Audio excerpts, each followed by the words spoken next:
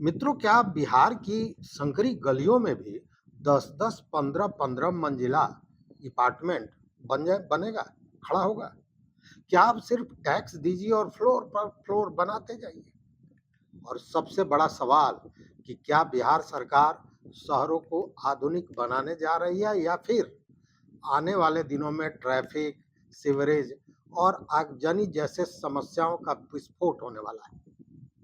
नमस्कार, मैं हूं राकेश कुमार। आप देख रहे हैं मत अभिमत। बेवाक बोल में आज हम बात करेंगे इसी विषय पर। मित्रों, बिहार सरकार एक ऐसा नियम लाने जा रही है जिसने नगर नियोजन विशेषज्ञों, वास्तुविदों और आम लोगों के बीच बड़ी बहस छेड़ दी है।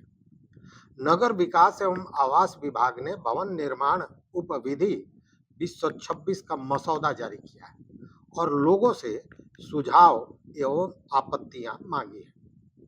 अगर यह मसौदा लागू हो गया मित्रों, तो बिहार के शहरों की तस्वीर पूरी तरह बदल सकती है। अब तक किसी भी इलाके में भवनों की ऊंचाई, मतलब कितने मंजिले होंगे, सड़क की चौड़ाई कि कितना बड़ा ऊंचा भवन बनेगा तो उसके सामने सड़क की चौड़ाई क्या होनी चाहिए, और एफएआर जैसे नियमों के आधार पर ही यह तय होता था। लेकिन नए प्रस्ताव के अनुसार अधिकांश आवासीय, व्यावसायिक और शैक्षणिक क्षेत्रों में ऊंचाई की सामान्य सीमा लगभग समाप्त हो जाएगी। मतलब आप कितना ऊंचा बनाएंगे वो सीमा लगभग समाप्त।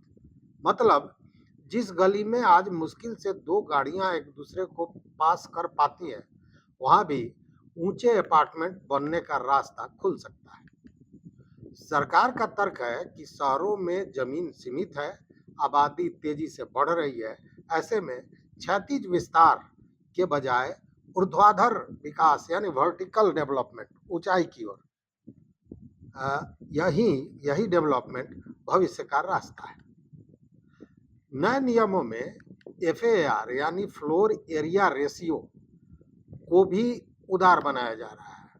आधार एफएआर 3.5 प्रस्तावित है। इसका मतलब अगर आपके पास 1000 वर्ग फुट जमीन है तो आप कुल 3500 वर्ग फुट निर्माण कर सकते हैं, और अगर इससे भी ज्यादा निर्माण करना है तो सरकार को शुल्क दीजिए और अतिरिक्त एफएआर खरीद लीजिए। सबसे दिलचस्प बात यह है मित्रों कि मसौदे में एफएआर की कोई अंतिम अधिकतम सीमा तय ही नहीं की गई। यानी पैसे देते जाइए, अतिरिक्त निर्माण का अनुमति प्राप्त करते जाइए। सरकार का मानना है कि इससे बड़े हाउसिंग प्रोजेक्ट आएंगे, निवेश बढ़ेगा, रियल एस्टेट सेक्टर को और भी गति मिलेगी और शहरों में आवास की कमी दूर होगी। लेकिन कहानी का एक दूसरा पक्ष है और बेहद महत्वपूर्ण पक्ष भी है। वरिष्ठ वास्तुविदों और शहरी योजनाकारों का कहना है कि बिहार के अधिकांश शहर पहले से ही बुनियादी सुविधाओं के संकट से जूझ रहे हैं। मतलब कि निश्चित रूप से आप देखिए, हर शहर में लगभग सीवरेज की व्यवस्था आपको कमजोर मिलेगी। पार्किंग की समस्या तो हर जगह बरकरार है। ट्रैफिक जाम और अग्निशमन व्यवस्था कई इलाकों में पर्याप्त नहीं है।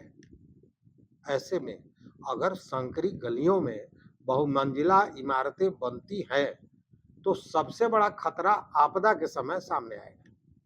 कल्पना कीजिए, किसी संकरी गली में 12 मंजिला इमारत में आग लग जाए, फायर ब्रिगेड की गाड़ी वहां पहुंचेगी तो कैसे?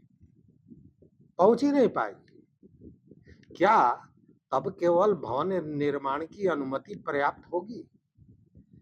मित्रों, विशेषज्ञों का जो मानना है, जो कहना है कि पहले सीवरेज, जल निकासी, सड़कों का चौड़ीकरण, पार्किंग और अग्निशमन व्यवस्था को मजबूत किया जाना चाहिए।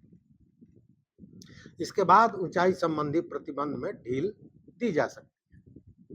अब सवाल यह है कि बिहार को आधुनिक शहर चाहिए या पहले मजबूत आधारभूत संरचना? क्या यह फैसला भविष्य का विकास मॉडल साबित होगा या फिर यह योजना आने वाले वर्षों में शहरी अव्यवस्था का कारण बनेगा? आपकी राय क्या है?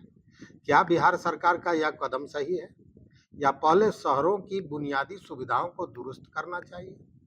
कमेंट बॉक्स में जरूर बताइएगा। हालांकि जो लोग रियल एस्टेट से जुड़े हुए हैं, जो अपार्टमेंट्स बनाते हैं, उन लोगों के चेहरे पर तो निश्चित रूप से मुस्कुराहट बढ़ गई है, क्योंकि उनका काम केवल इसी से है कि वह अपार्टमेंट बनावे और लोगों को बेच दे। लेकिन कल क्या होगा, यह तो आम आदमी को सोचना ही पड़ेगा। तो अपना विचार जरूर बताइए। मित्रों, यह जानकारी अगर आपको यूजफुल लगा हो तो निश्चित रूप से लाइक कीजिए, वीडियो को शेयर कीजिए दोस्तों के साथ, और अपना विचार जैसा मैंने कहा जरूर दीजिए। अगर अब तक चैनल को सब्सक्राइब नहीं किया, सब्सक्राइब कीजिए। और यहाँ तक साथ देने के लिए आप मित्रों का बहुत बहुत धन्यवाद। कोटिशा आभार। जय हिंद।